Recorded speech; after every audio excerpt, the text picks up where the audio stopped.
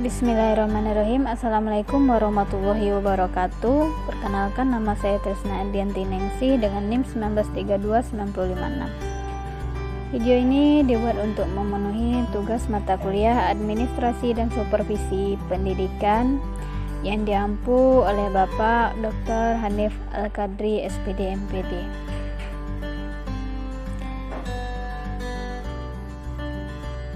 Pada video kali ini saya akan membahas tentang konsep kepemimpinan dalam organisasi. Leadership.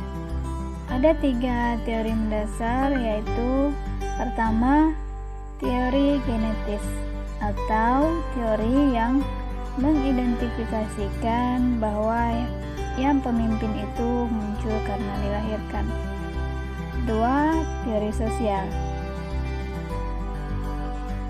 Teori sosial menyangkut beberapa hal, yaitu yang pertama, teori sosial menyatakan pemimpin itu memang dibentuk atau disiapkan, dengan kata lain tidak dilahirkan, tetapi didesain, direncanakan untuk siap menjadi pemimpin.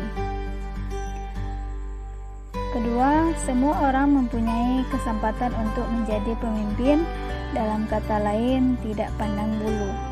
3. Teori okologi.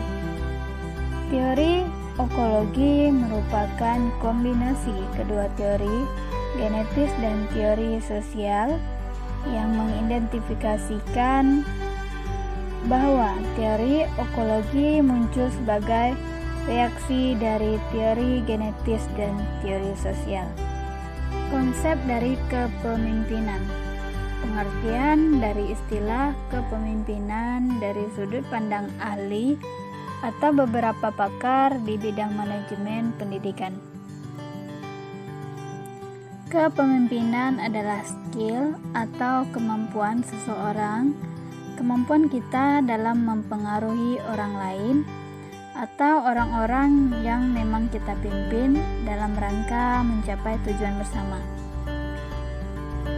Ada 3 hal penting dalam kepemimpinan, yaitu syaratnya kepemimpinan itu adalah 1. Otoritas atau legalitas yang memberikan wewenang kepada seseorang pemimpin untuk mempengaruhi, kemudian menggerakkan di bawah kepemimpinan dalam rangka menyelesaikan tugas. 2. Terkait dengan kewibawaan.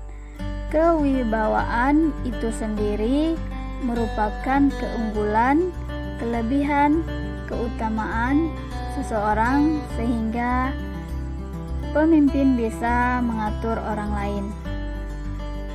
3.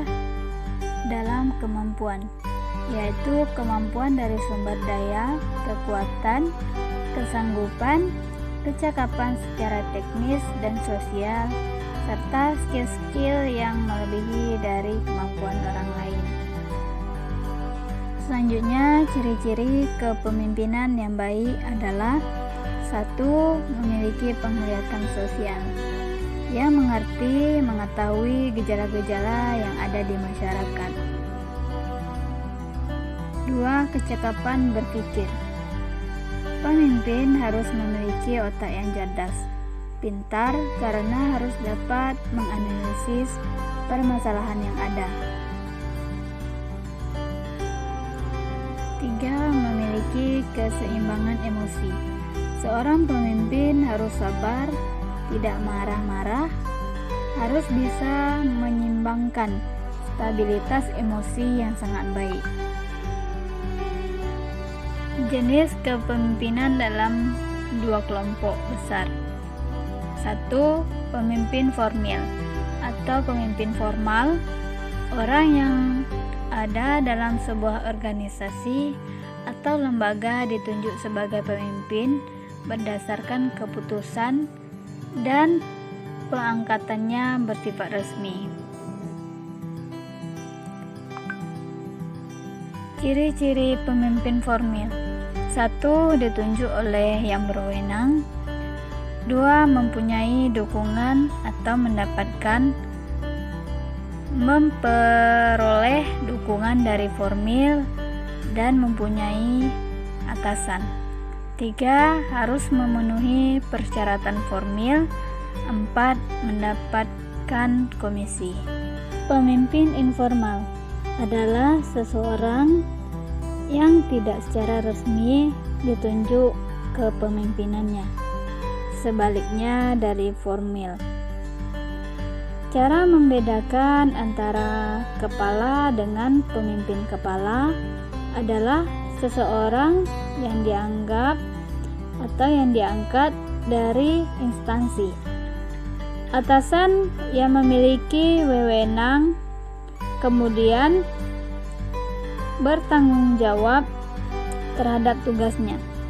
Sedangkan pemimpin itu adalah seseorang yang dipilih dari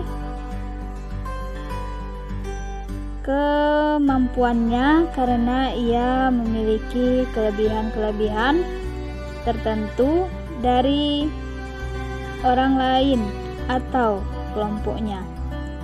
Bertugas sebagai pemimpin orang lain dalam kelompoknya dalam mencapai tujuan bersama. Pendekatan kepemimpinan. 1. Pendekatan sifat kepemimpinan.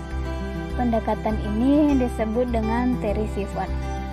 Dibicarakan mengenai sifat-sifat yang perlu dimiliki oleh seorang pemimpin, yaitu yang membedakan dengan yang bukan pemimpin.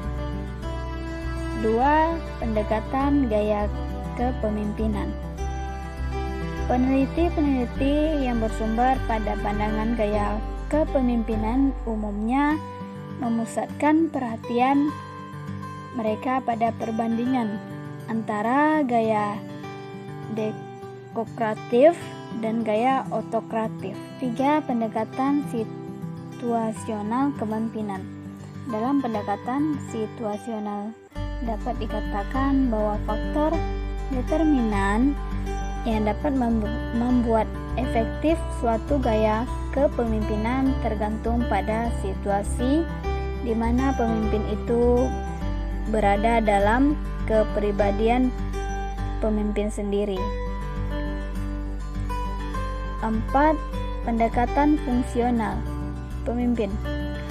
Pendekatan ini bersifat fungsional dan menekankan pada fungsi-fungsi yang dilakukan pemimpin pada tim kelompoknya. Nah, agar ini berjalan efektif, ada fungsi utama yang harus dilakukan seorang pemimpin. Yang pertama, fungsi yang berkaitan dengan pemecahan masalah, dan ini berarti pemimpin memberikan saran pemecahan masalah, menawarkan informasi dan pendapat kepada anggota tim. Fungsi pemeliharaan pemecahan masalah sosial ini memiliki arti bahwa sahnya pemimpin menyetujui dan memberikan apresiasi kepada anggota kelompok yang berprestasi agar kelompok termotivasi dan aktivitas kerja pun berjalan dengan optimal. Mungkin hanya ini yang dapat saya sampaikan pada video kali ini mengenai konsep kepemimpinan dalam organisasi. Lebih dan kurangnya saya mohon maaf, semoga bermanfaat. Wabillahi taufiq wal hidayah. Wassalamualaikum warahmatullahi wabarakatuh.